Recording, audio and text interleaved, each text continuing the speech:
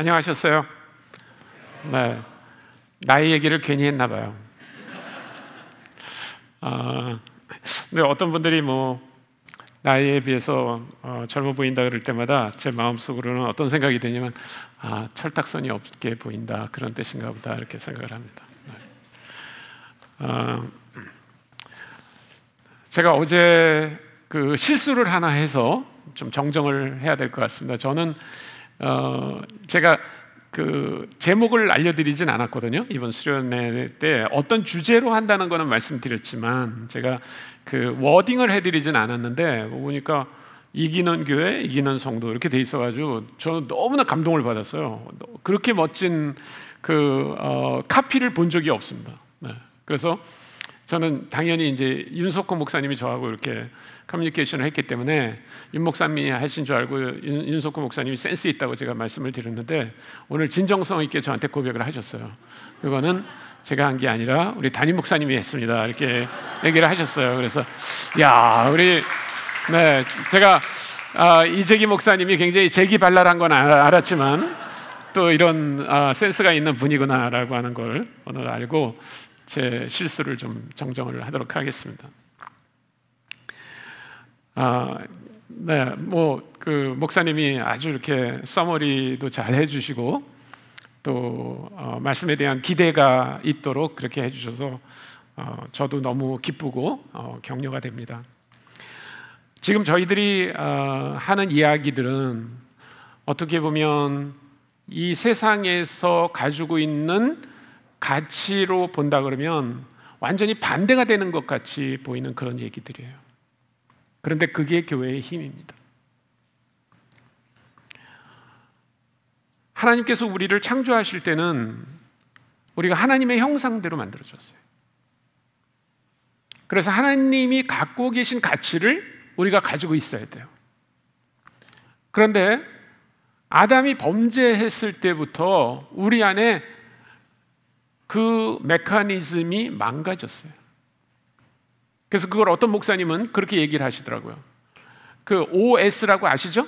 우리가 컴퓨터를 이렇게 틀면 이제 컴퓨터가 작동을 하기 시작합니다. 근데 그런 거를 우리가 OS라고 그래요. Operating System이라고 해서 OS라고 하는데 누가 컴퓨터에다가 어떤 프로그램을 집어넣느냐에 따라 작동이 다르게 됩니다. 근데 우리 안에 이미 그 타락한 인간의 안에는 세상에 OS가 들어와 있게 돼 있어요. 그 증거가 뭐냐면 아담과 하와의 자녀들이 있었죠. 가인과 아벨이 있었는데 그 두 사람이 화목하고 서로 사랑하고 그런 게 아니에요.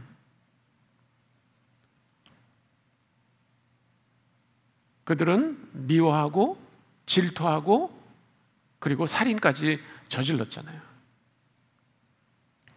그래서 뭔가 잘못된 OS가 우리 안에 들어와 있는 거예요.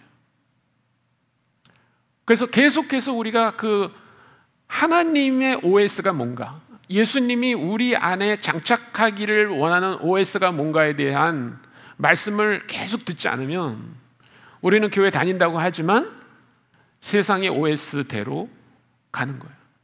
그러면 그런 성도들이 모인 교회는 어떻게 될까요? 세상과 똑같은 가치를 가지고 있는 기관이 돼버려요. 그래서 세상 사람들이 보면 예수 믿는 줄 알았는데 똑같네. 아유, 교회라고 그러더니 똑같네. 이렇게 돼버리는 거예요. 그러면 교회는 이길 수 없어요. 그런 성도는 이길 수 없어요. 그래서 계속해서 4일 동안 우리가 이 얘기를 하려고 하는데 오늘은 나눔에 대한 얘기를 좀 하려고 합니다. 오늘 우리가 읽은 이 말씀에 보면 안디옥 교회가 연보를 모아가지고 예루살렘 교회에 전해줬다, 이렇게 얘기하고 있습니다. 어떻게 보면 아주 평범한 일처럼 보일지 모르지만 한번 예루살렘 교회와 안디옥 교회를 비교해 보세요. 그러면 예루살렘 교회는 일종의 모교회 같은 교회입니다. 모교회, 그렇죠? 거기서부터 성도들이 안디옥으로 가서 교회를 개척한 거예요, 말하자면. 그리고 이 안디옥 교회는 유대인들이 있었던 게 아닙니다. 헬라인들이 있었어요. 헬라인들이. 그 사람들은 유대인들처럼 이전부터 뭐 토라라든지 그런 하나님의 말씀이 뭐라고 하는 거는 별로 관심 없이 살던 사람들이에요. 그런데 이 사람들이 오히려 연보를 해가지고 지금 예루살렘 교회에 있는 성도들이 어려움을 당한다는 얘기를 듣고 보내기로 했다는 겁니다. 근데 우리가 굉장히 많은 생각을 할 때 이렇게 생각합니다. 우리가 만약에 이제 선교사를 파송하잖아요. 그러면 당연히 우리는 선교사를 파송한 파송교회고 선교사가 가 있는 교회는 그 선교지에 있는 교회니까 언제나 돈이 글로 가야 된다고 생각해요. 근데 지금 이 얘기를 보면 반대예요. 오히려 선교지에 있는 교회가 파송교회로 돈을 보내준 거예요. 그래서 여러분, 선교는 언제나 파송한 교회가 그 선교사가 일하는 곳으로 돈을 보내야 된다, 그런 원리가 작동한 건 아닙니다. 그것은 지난 한 200년 동안 서구 교회가 해왔던 방식이에요. 초대교회는 그렇지 않았어요. 그러니까 여러분, 우리가 그냥 당연하게 생각할지 모르지만 이 돈의 흐름이 안디옥 교회로부터 예루살렘으로 갔다고 하는 건요, 굉장히 독특한 이야기입니다. 나눔이 뭐라고 하는 거를 그 사람들은 알고 있었고 그것을 실행했어요. 근데 오늘날 우리가 처해 있는 이 21세기의 나눔이라고 하는 단어는 그렇게 사람들이 좋아하는 단어가 아닙니다.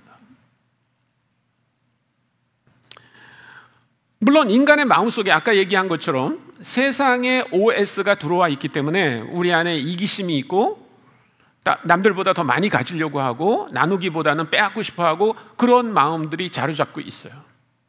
근데 그래도 18세기 이전에 소위 유럽에 있는 사회들 혹은 뭐 아시아 쪽에 있는 사회들은 그렇게 나쁘지는 않았어요.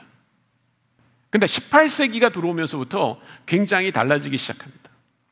제가 18세기라고 콕 집어서 얘기하는 이유는 바로 그 아담 스미스가 저술한 그 국부론이라고 하는 책이 1776년에 출간이 됩니다. 나쁜 책은 아니에요. 아담 스미스는 원래 경제학 교수가 아닙니다. 원래 그 당시는 경제학이라는 게 없었어요. 원래 아담 스미스는 윤리학을 가르치는 사람입니다. 윤리학 교수예요. 근데 윤리학 교수인 아담 스미스가 뭐를 보기 시작했냐면 인간 안에 이기심이 있다는 겁니다. 이기심. 근데 이기심이 나쁜 것만은 아니라는 거예요.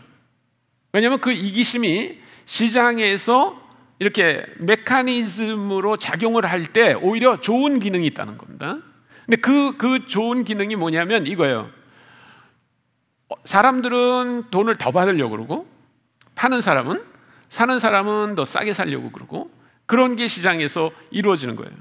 그런 메커니즘을 봤습니다. 그런데 이게 그렇게 됨으로 말미암아 팔려고 하는 사람이 높은 값을 받으려는 거하고 사려는 사람이 낮은 값을 받으려고 하는 것들이 막 작용을 해서 어떤 균형을 이룬다는 거예요. 그게 바로 가격이에요. 가격.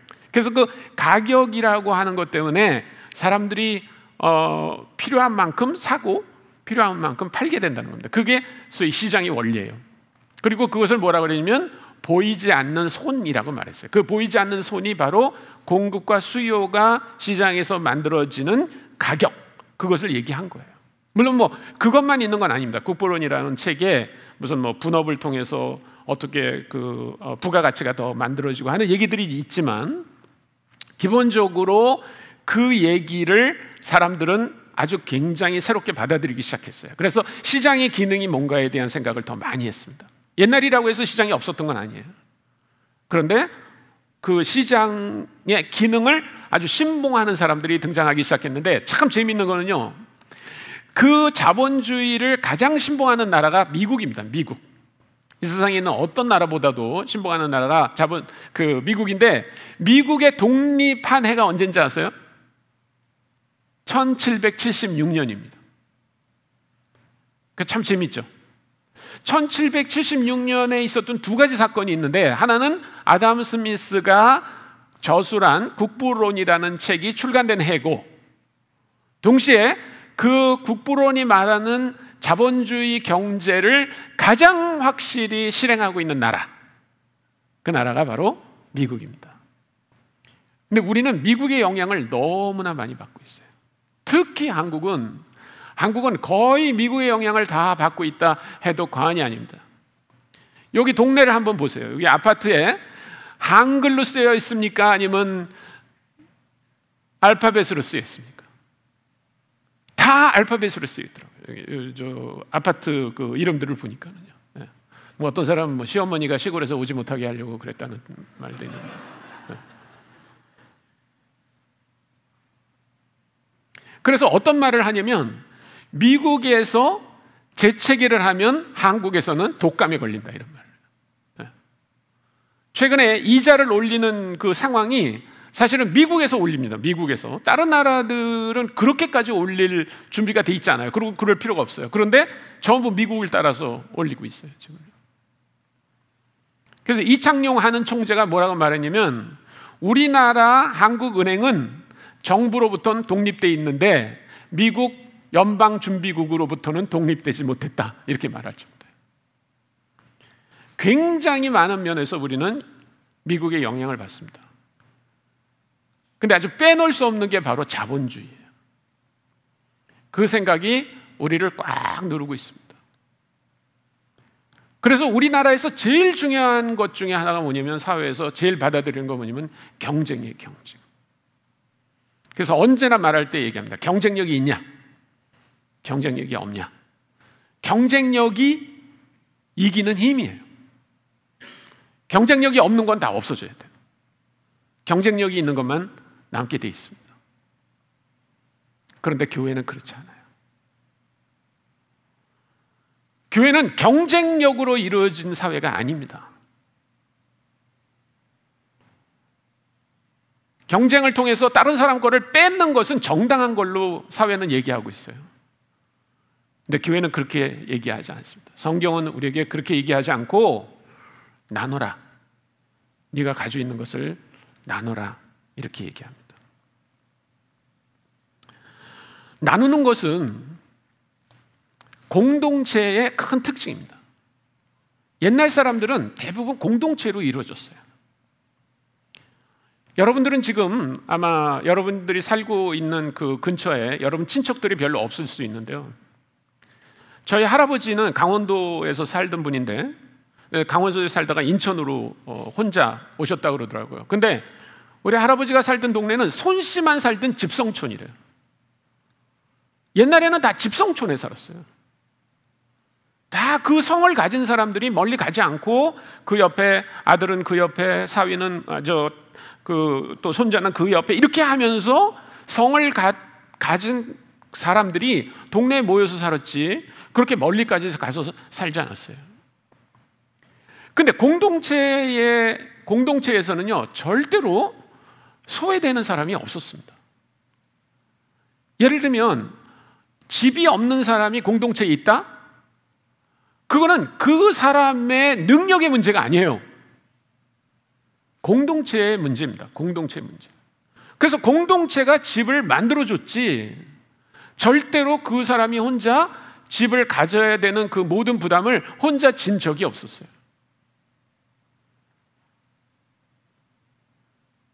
근데 우리는 다 그것을 잊어버렸어요.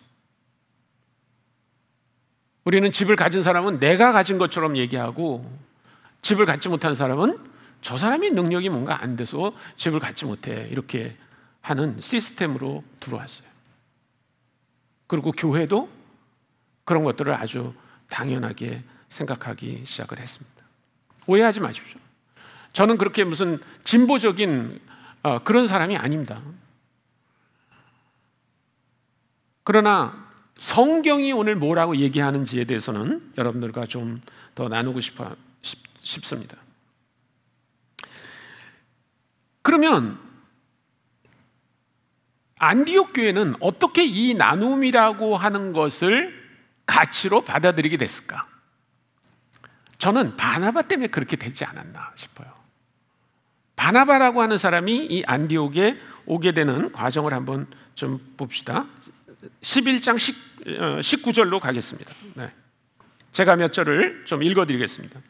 그때 스데반의 일로 일어난 환난으로 말미암아 흩어진 자들이 베니게와 구브로와 안디옥까지 이르러 유대인에게만 말씀을 전하는데 그 중에 구브로와 구레네 몇 사람이 안디옥에 이르러 헬라인에게도 말하여 주 예수를 전파하니 주의 손이 그들과 함께 하심에 수많은 사람들이 믿고 주께 돌아오더라. 자, 요 예루살렘에 있던 성도들이 핍박을 받아가지고 여러 지역으로 흩어져 갑니다. 베니게로도 가고 구브로도 가고 뭐 구레네로 가고 이렇게 갔던 사람들이 다시 안디옥에 지금 와서 거기서 처음에는 유대인들에게 복음을 전했는데 그 다음에 헬라인들에게도 복음을 전해서 이 유대인과 헬라인들이 처음으로 같이 예수 그리스도를 예배하게 된 데가 안디옥이에요. 안디옥은 아주 독특한 곳입니다. 여러분 사도행전 11장 19절에 오기 전에 이미 교회가 있었어요. 근데 그 교회들은요 전부 유대인들만 모이는 교회였습니다. 아니면 유대교에 개종한 사람들만 모이는 교회였어요. 그러면 유대인과 헬라인은 어떻게 다르냐? 완전 달라요. 유대인들은 할례를 받습니다. 자녀들에게 할례를 줘요. 그리고 정결한 음식만 먹습니다. 헬라인은 어떤 사람이에요? 할례 받지 않아요. 정결한 음식 상관없습니다. 아무거나 자기가 좋아하는 걸 막 먹어요. 그런 사람이 헬라인이에요. 이 사람들은요 어울리지 않았어요. 오늘도 아까 저녁 먹으면서 우리 이 집사님한테 얘기를 들었는데 지금 이스라엘 무슬림들, 이슬람 믿는 사람들은 짝퉁 유대교라고 생각하면 돼요. 이슬람이 뭐냐? 잘 모르시겠으면요 짝퉁 유대교다 이렇게 이해하시면 돼요. 유대교하고 거의 비슷한데 이 사람들은요 절대 돼지고기 먹지 않습니다. 그냥 돼지고기를 안 먹는 정도가 아니라 돼지고기로 요리했던 그릇으로 다른 요리를 하면요 안 먹어요. 부정하다고 생각해요. 근데 유대인들이 그렇게 했어요. 유대인들이. 그런데 이 두 사람들이 함께 모여서 예배를 하기 시작한 곳이에요. 네, 그곳에 22절부터 보면 예루살렘 교회가 이 사람들의 소문을 듣고 바나바를 안디옥으로 보냈다. 왜 바나바를 안디옥으로 보냈을까? 네, 사실 8장 14절을 한번 보십시오. 8장 14절을 보면 예루살렘에 있는 사도들이 사마리아도 하나님의 말씀을 받았다함을 듣고 베드로와 요한을 보내매. 그 사마리아에는 베드로와 요한을 보냈어요. 그런데 여기 11장 22절에 보면 예루살렘 교회가 이 사람들이 누굽니까? 안디옥에서 예수를 믿기로 한 헬라인들입니다. 헬라인들. 이 사람들의 소문을 듣고는 바나바를 안디옥까지 보냈다. 이렇게 얘기했습니다. 여러분, 베드로나 요한과 바나바는 차원이 다른 사람입니다. 베드로와 요한은 누구예요? 예수님의 12제자 중에 한 명입니다. 그렇죠? 갈릴리에서부터 예수님을 따라다닌 사람이에요. 바나바는 그런 사람이 아니에요. 그런데 이 바나바를 거기 보냈다는 거예요. 왜 바나바를 거기 보냈을까? 자, 4장 36절과 37절을 한번 보겠습니다.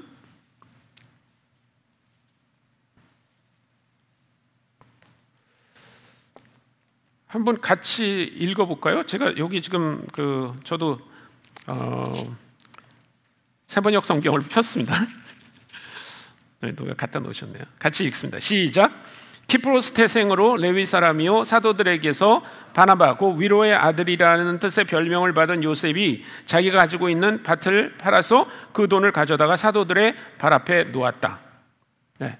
여기 이 사람에 대해서 알려주는 아주 굉장히 중요한 키워드가 있어요. 그게 뭐냐면 키프로스 출신이라는 거예요. 키프로스가 어디냐면 지금 터키 반도 아래에 있는 큰 섬이에요. 그게 키프로스 섬입니다. 네. 우리 성경에는 구브로라고 되어 있고 영어로는 사이프러스 섬이라고 말하는데 그 섬 출신이에요. 근데 여러분 지금도 그 섬이 2000년이 지난 지금도 섬이 둘로 나눠져 있습니다.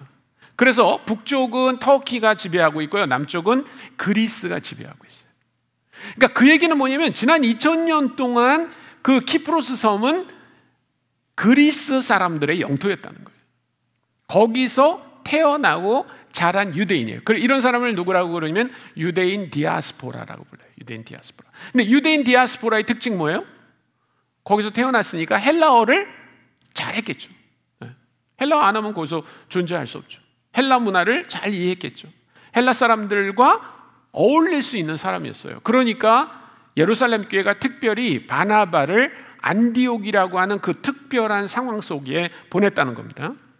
자, 다시 11장으로 돌아갑니다. 그가 이르러, 그 바나바가 안디옥에 이르러 하나님의 은혜를 보고 기뻐하여 모든 사람에게 굳건한 마음으로 주와 함께 머물러 있으라고 하나니 바나바는 착한 사람이요 성령과 믿음이 충만한 사람이라 이에 큰 무리가 주께 더하여지더라. 바나바가 사울을 찾으러 다소에 가서 만남에 안디옥에 데리고 와서 둘이 교회에 1년간 모여 있어 큰 무리를 가르쳤고 제자들이 안디옥에서 비로소 그리스도인이라 일컬음을 받게 되었더라. 그러니까 바나바가 어떤 사람이었어요? 아까 4장 37절에 보면 그런데 그가 자기 땅을 팔아서 교회에다가 바쳤다는 거예요. 그러면 왜 바나바는 그런 짓을 했을까요? 저는 세 가지 이유가 있다고 생각합니다. 첫째, 가난한 사람들이 있었어요. 필요가 있었어요. 우리는요, 어려운 사람들의 필요를 볼 수 있어야 돼요. 그리고 그 필요를 채워줘야 됩니다. 저는 하나님께서 가난한 사람들의 필요를 채워주신다고 믿어요. 근데 어떻게 채워주세요? 우리를 통해서 채워주신다. 여러분 그거 잊지 마세요. 제가 인도네시아에 있을 때 사역을 처음 할 때는요, 그냥 우리 집에서 모였습니다. 5명 정도 학생이 매주 우리 집에 오면 뭐 우리 집사람이 케이크도 구워내고 차도 하고 뭐 성경 공부를 하기 위한 프린트 뭐 해가지고 오는 거, 그거 큰 부담되지 않았어요. 그런데 모임이 점점 커졌어요. 이제는 교실도 빌리게 되고 강당도 빌리게 되고 의자도 사게 되고 전기세도 많이 나오고 뭐 점점 이게 30명이 되고 50명이 되고 100명이 되고 나중에는 200명까지 모였어요. 매주. 그리고 사무실도 하나 얻게 되고 사무실 렌트비가 나가고 그 다음에 간사님들이 세워지고 현지 간사님들이. 근데요, 모르겠습니다. 우리 한국에서는 저는 별로 그렇게 경험 못한 것 같은데 인도네시아 학생들은요, 처음 오잖아요, 모임에. 그러면 나한테 꼭 와요. 그래가지고 꼭 물어봐요. 우왕냐 다리 마나? 이렇게 물어봐요. 이게 우왕냐 다리 마나? 이게 뭐냐면 인도네시아 말로 돈은 어디서 나요? 이렇게 물어봐요. 그거 신기하더라고요. 여러분 중에 교회 처음 나왔는데 목사님한테 가죠. 목사님, 이 교회는 돈은 어디서 나요? 이렇게 물어본 적 있어요? 근데 정말 신기해요. 꼭 인도네시아 학생들은 저한테 와가지고 빠손 우왕냐 다리 마나? 이렇게 물어봐요.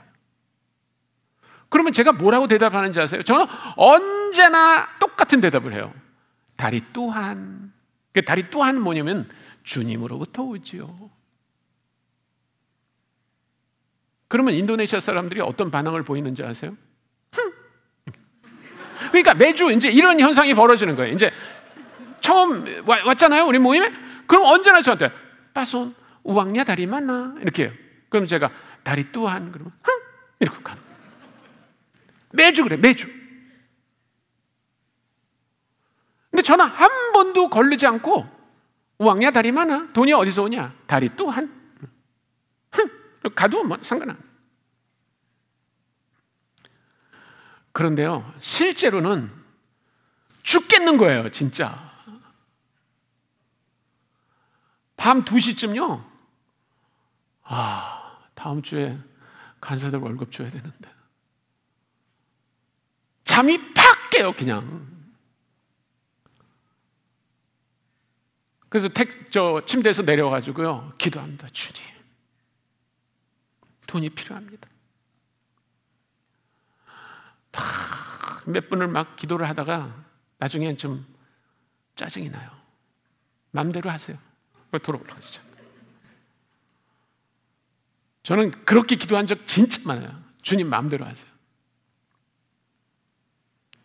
그런데 학생들은 맨날 물어봐요. 이거 진정성의 문제인가요? 근데 저는 믿었어요. 확실히 믿었어요. 주님이 주신. 근데 진짜 주님이 주세요. 빚을 진 적이 없어요. 주님이 주세요.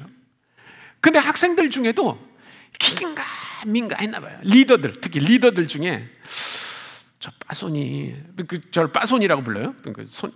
손 교수가 맨날 큰 소리 뻥뻥 치고 주님으로부터 오죠. 다리 또한 그렇게 하지만 진짜 주님이 줄까? 네, 그런 생각을 한 학생들이 있나 봐요. 근데 제가 밤에 벌떡 일어나가지고 기도하는 걸 못 봐서 다행이죠. 근데 그렇게 스트럭을 하고 있는데요.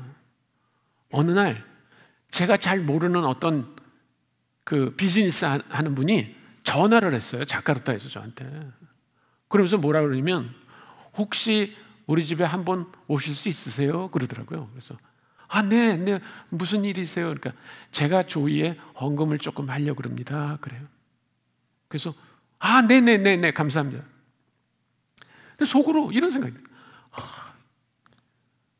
은행으로 보내주면 되지. 아니, 돈을 가지러 집으로 오라 그래. 1,000불, 2,000불 줄 것 같은데. 아니, 1,000불, 2,000불도 적은 돈이 아니잖아요. 아니, 근데 그래도 그렇지. 저 족자는 시골이고 자카르타에 가면요, 막 길도 모르고 얼마나 큰지 몰라요. 자카르타가 서울보다 더 커요. 뺑뺑뺑 돌고 너무너무 힘드는데 그래 속으로 짜증이 팍 날라 그러다. 그래도 감사하지 그래. 네. 그래서 그 다음 달에 갔어요. 그분 댁을 겨우 찾아가지고. 이분이 봉투를 이만한 걸 주더라고요. 누런 봉투를. 10만 불.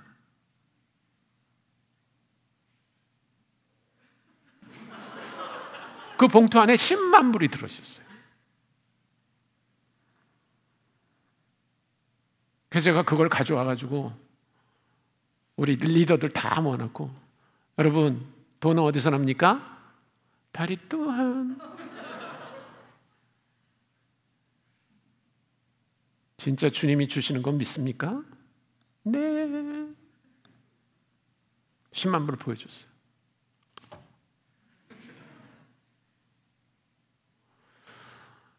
여러분, 하나님이 우리에게 공급해 주세요. 근데 누구를 통해서 하세요? 우리를 통해 하세요. 우리를 통해 하세요. 그래서 성경은 뭐라고 얘기하냐면, 너희가 어려운 사람에게 무언가를 해주는 것은 하나님이 꾸게 하는 것이다, 이렇게 말하고 있어요. 우리가 다른 사람에게 뭔가를 해주면 그것은 하나님이 그래 장남아 고맙다, 내가 그거 너한테 꾼 거다 라고 하신다는 거예요. 바나바는 그거를 알고 있었어요. 두 번째 아주 중요한 거 있습니다. 그것은 주님의 가르치심이에요. 주님이 뭐라고 가르치셨습니까? 마태복음 우리가 25장 31절부터 45절까지 한번 보겠습니다. 마태복음 25장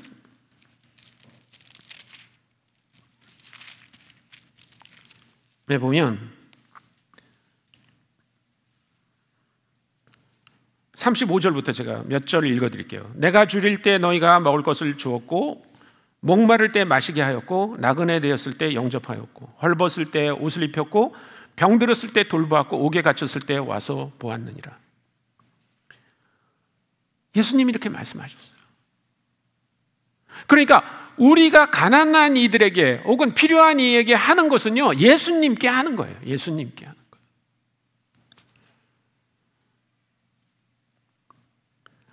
의인들이 대답하여 이르되 37절에 주여 우리가 어느 때 주께 줄이신 것을 보고 음식을 대접하였으며 목마른 것을 보고 마시게 하였나이까? 어느 때 나그네 되신 것을 보고 영접하였으며 헐벗은 것을 보고 옷 입혔나이까?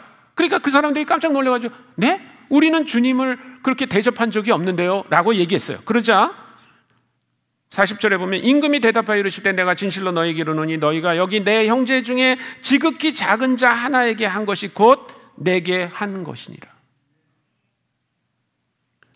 여러분 주변에 헐벗고 어려워하는 형제가 있다면요, 적극적으로 도와주십시오.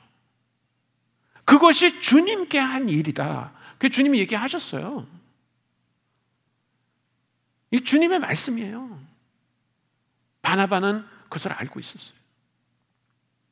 그리고 또 한 가지가 뭐냐면 바나바는 자기 것이 아니라는 걸 알고 있었어요. 우리가 가지고 있는 모든 것이 다 누구로부터 온 것이에요? 주님으로부터 온 것이에요. 주님이 우리에게 잠시 맡긴 것일 뿐입니다. 그런데 굉장히 많은 성도들도 마치 그것이 내 것인 것처럼 그렇게 해요. 욥이 뭐라고 고백합니까? 내가 적신으로 왔습니다. 내가 벌거벗고 왔습니다. 그런데 하나님이 나한테 이걸 맡긴 겁니다 라고 생각해야지, 내가 골 빠지게 일해서 벌은 건데 이걸 내가 어떻게 줘? 라고 생각한다면 절대로 다른 사람에게 나눠줄 수 없어요. 우리가 다른 사람을 도와주는 것은 하나님이 꾸는 겁니다. 왜냐하면 하나님이 하시는 일을 우리가 하는 거예요. 하나님이 하기를 원하시는 일을. 두 번째, 예수님이 얘기하셨어요. 형제가 헐벗고 굶주릴 때 그에게 해준 것이 나에게 해준 것이다 라고 얘기했어요. 그리고 우리가 가지고 있는 어떤 것도 그것은 우리의 것이 아닙니다. 하나님의 것입니다. 나누의 원리는 결국 공평해지는 거예요. 마나를 주우러 간 사람들은 많이 주워와도 썩어버렸어요. 그래서 언제나 자기가 먹을 만큼의 분량만 가지고 있었어요. 그러니까 차라리 많은 사람은요, 남에게 주는 게 훨씬 나아요. 그렇죠? 너 가지마. 내가 2인분 가져왔으니까 나누자. 어차피 자기 거 없어져요. 그래서 공평해지는 것이 그 원리입니다. 그런데 자본주의, 아까 얘기를 했는데 자본주의 때문에 우리는 많은 거를 원해요. 많아지는 걸 원해요. 그리고 잘하기를 원해요. 다른 사람보다 더 잘해요. 그래서 공동체라고 말은 하지만 그 고르게 되기보다는 잘하는 사람은 점점 더 잘하고 못하는 사람은 점점 더 못해요. 이게 돈만의 문제가 아니라 재능도 마찬가지예요. 근데 제가 큰 깨달음을 받은 적이 있었어요. 인도네시아에서 이제 모임이 커지고 이렇게 이제 매주마다 찬양을 하는데 찬양팀이 이제 이렇게 몇 개 생기잖아요. 근데 잘하는 사람도 있어요. 예를 들면 기타 반주를 잘하는 사람이 있는가 하면 기타 반주를 잘 좀 못하는 사람도 있어요. 근데 돌아가면서 하더라고요. 예. 어떤 애는요, 내가 볼 때 C 코드밖에 모르는 것 같아요. 모든 노래를 다 C 코드로 쳐. 여러분 거의 죽습니다. 죽어요. G 코드로 쳐야 될 걸 그냥 C 코드로 친다든지, A 코드를 칠 거를 C 코드로 치면요, 이렇게 부르든지 아니면 이렇게 부르든지 그렇게 불러요. 그래도 뭐 줄기차게. 그래서 어느 날 제가 리더를 한 명 불러다가 이렇게 말했어요. 그냥 잘하는 사람이 계속하지 매주. 그렇게 말했어요. 그랬더니 그 리더가 정색을 하고 저한테 이렇게 말하더라고요. 빠손, 그러면 못하는 애는 언제 해요?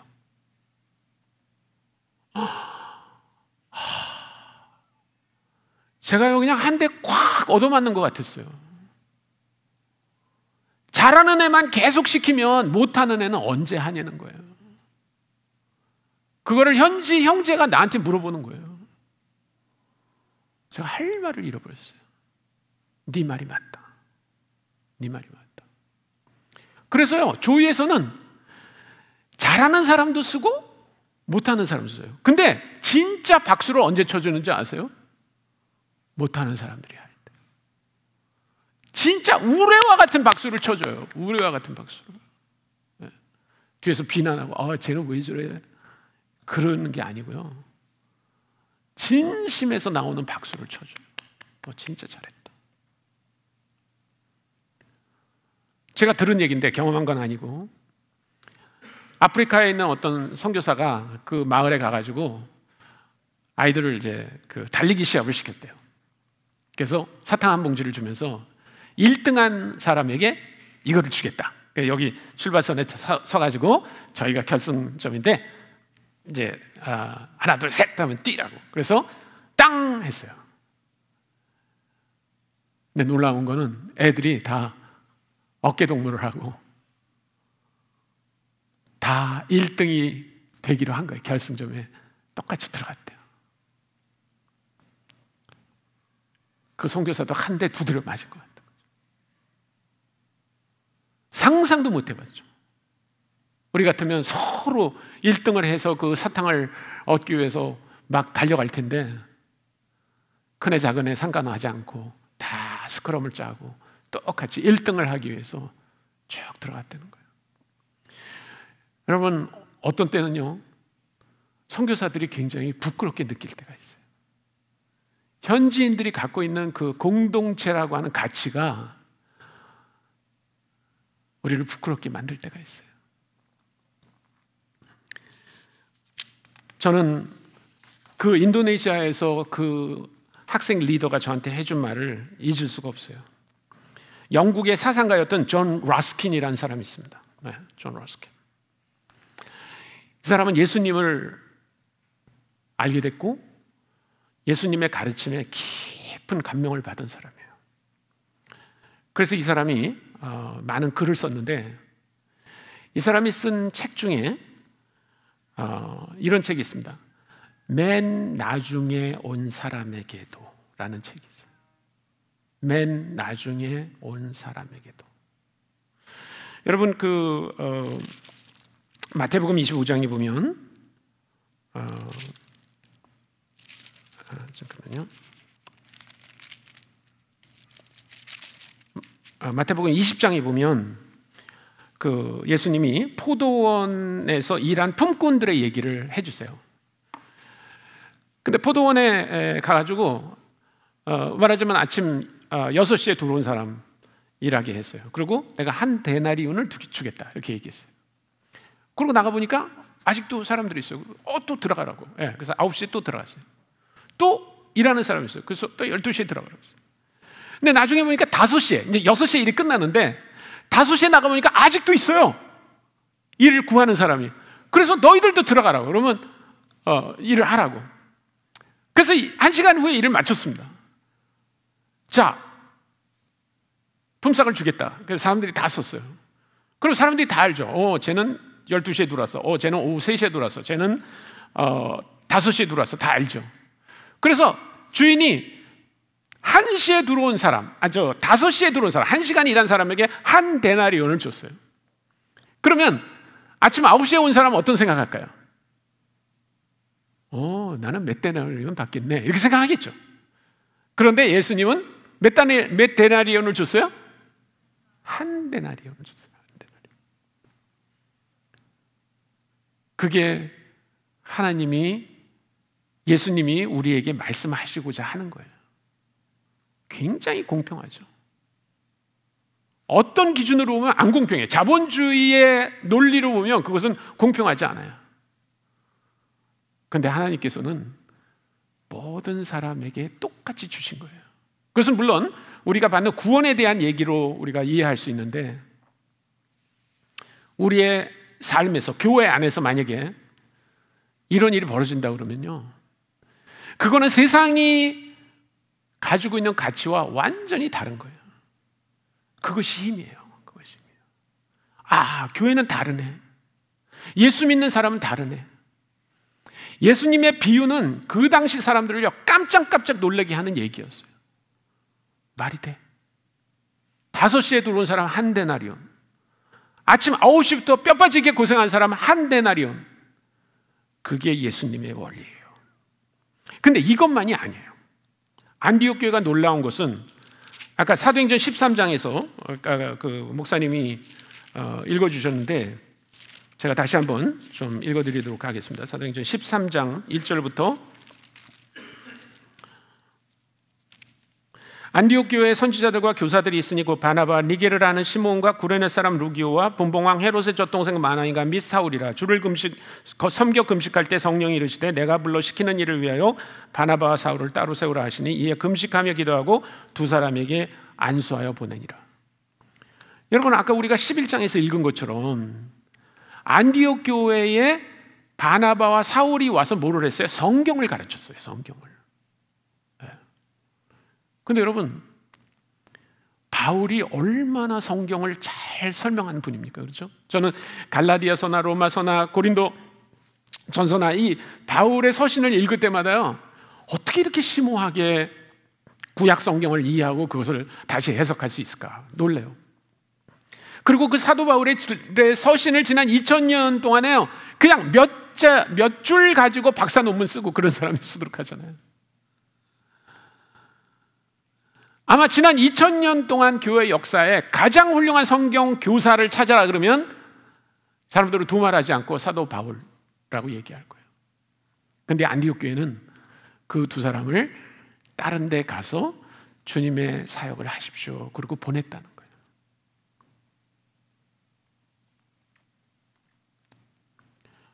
우리 안에 영적인 이기주의가 있어요. 영적인 이기주의.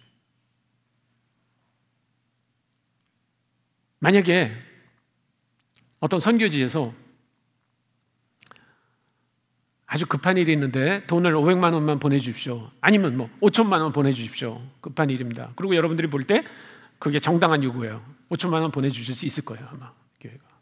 근데 예를 들면 이재기 목사님을 5년 동안 보내주십시오.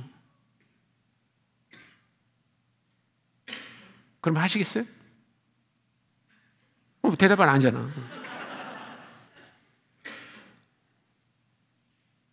굉장히 어려운 얘기입니다. 돈으로 하는 건 할 수 있어요. 그런데 가장 성경을 잘 가르치는 교사, 성경을 가장 잘 가르치는 목사, 성경 가장 잘 가르치는 선교사를 우리에게 보내주십시오. 그럴 때 그럴 수 있는 교회가 과연 몇이나 될까? 제가 첫날 얘기했던 그 인도네시아에서 만났던 그 집사님 얘기를 좀 더 할게요. 집사님 참 재밌는 분이셨어요. 그 집사님이 왜 저는 옥하는 목사님한테 직접 제자 훈련 받았어요. 그랬다는 그 집사님 있잖아요.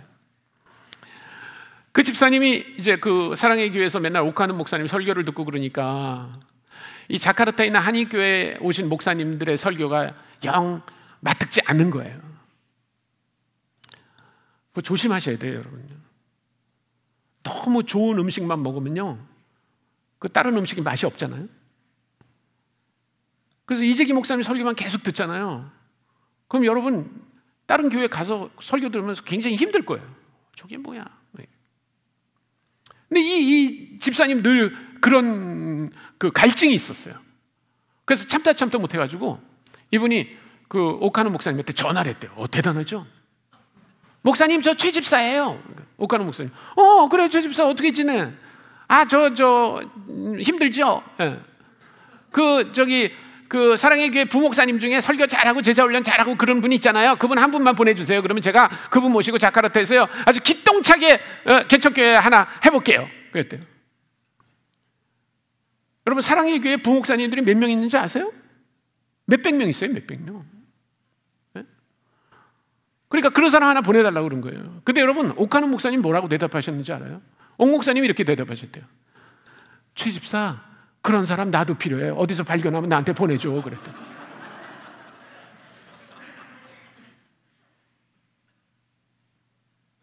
여러분, 훌륭한 사역자는요 어디서나 필요해요. 어디서나. 우리는 사역자가 너무 넘치니까 데려가십시오, 그러는 교회는 한 교회도 없어요. 못 봤어요.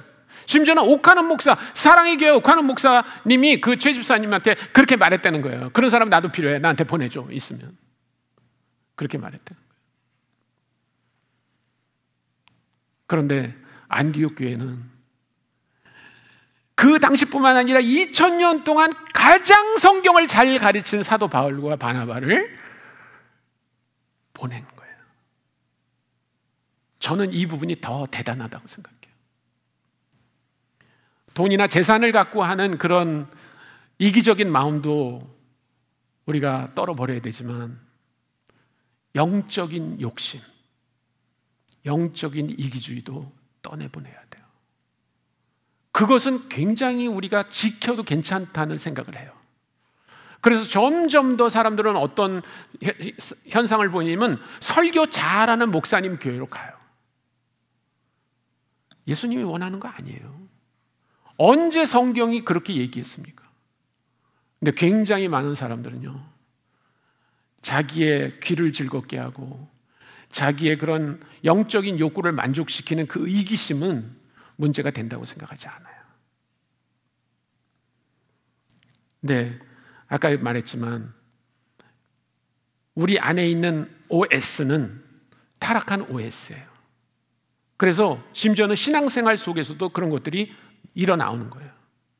그런데 진정한 나눔이라고 하는 것은 내가 가지고 있는 그런 영적인 욕심, 영적인 이기심도 내려놓는 거예요. 저는 마지막으로 예수님이 우리에게 하신 말씀 하나를 인용하고 마치려고 합니다. 20장, 마태복음 20장 25절과 26절인데 요거는 같이 읽었으면 좋겠어요. 네, 마태복음 20장 25절과 26절 말씀을 같이 읽었으면 좋겠습니다.